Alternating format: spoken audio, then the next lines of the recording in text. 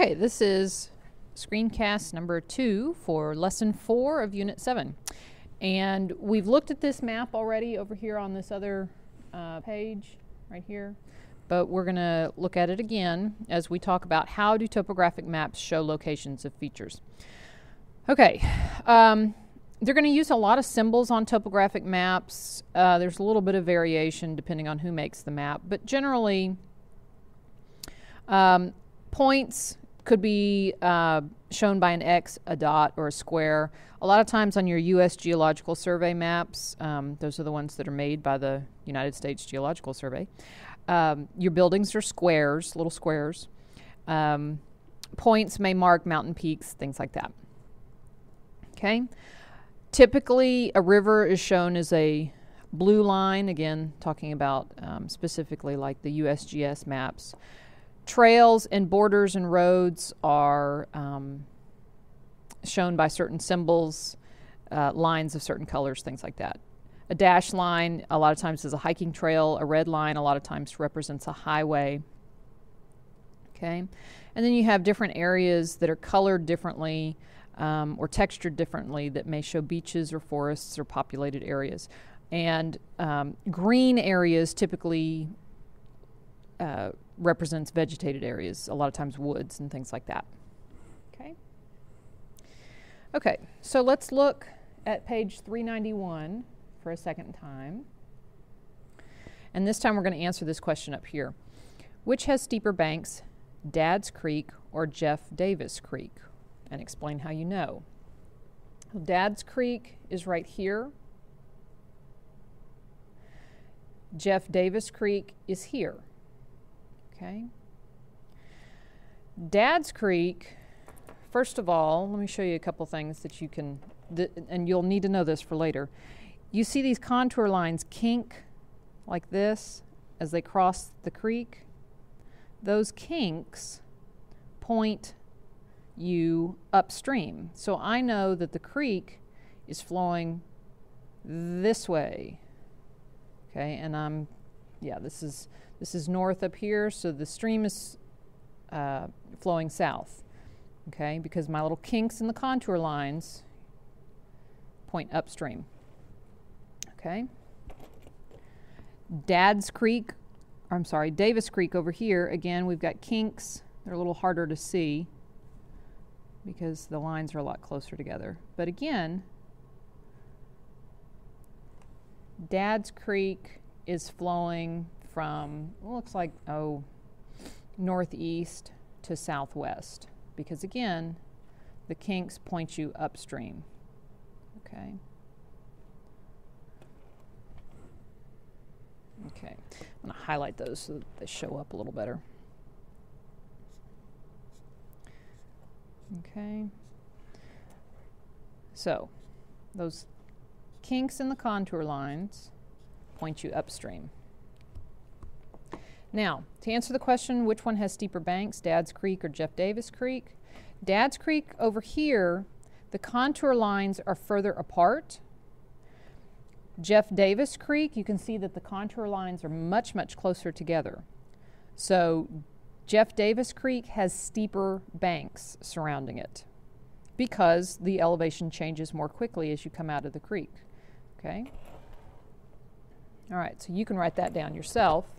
Okay, we know that Jeff Davis Creek has steeper banks because the contour lines are closer together surrounding that creek.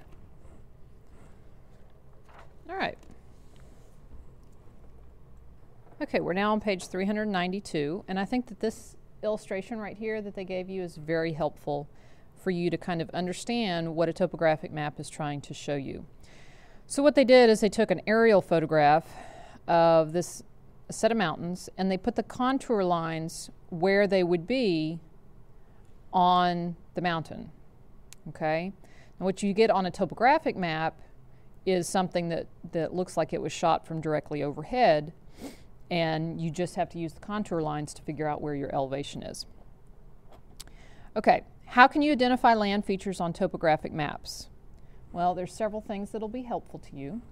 First of all, contour lines that form small closed circles may represent a hill or a mountain peak.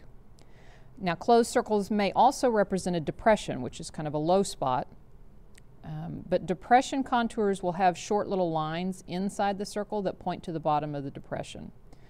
Okay, so they'll have they look like little hairs on the lines. Okay, contour lines that cross a valley are V-shaped. The V points towards the higher elevation. And like we saw on the previous page, if there's a stream in that valley, then the V always points upstream. Okay.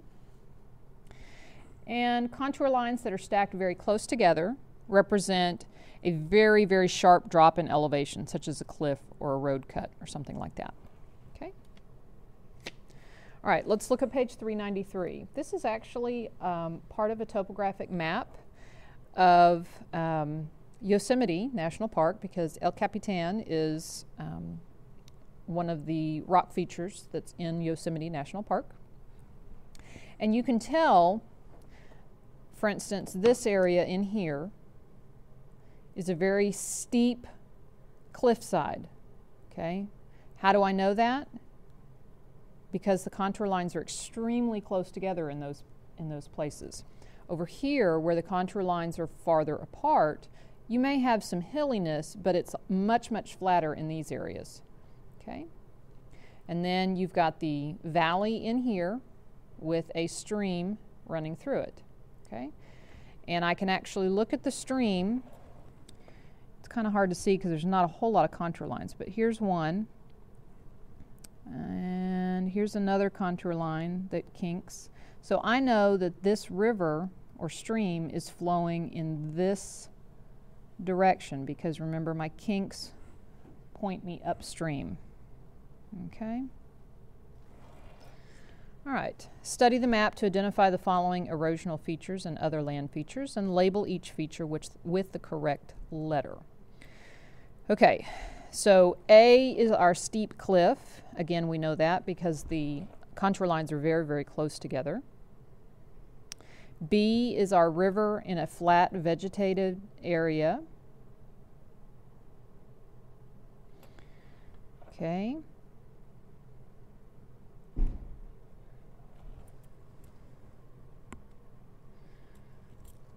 D is our peak, which is the little closed circles, remember, can represent a high point, a peak. And then pointing to this, do you see that there's a small stream here? And again, the little kinks point you this way, which means the stream is coming from this direction, flowing south. And this is our C, stream valley. Okay. And just notice that there is a key down here. Buildings, highways are typically in red or red and white. A trail is a dashed line. Lakes or ponds are blue. Railroad tracks, vegetated areas are green. A depression would look like that, and a stream is just a blue line.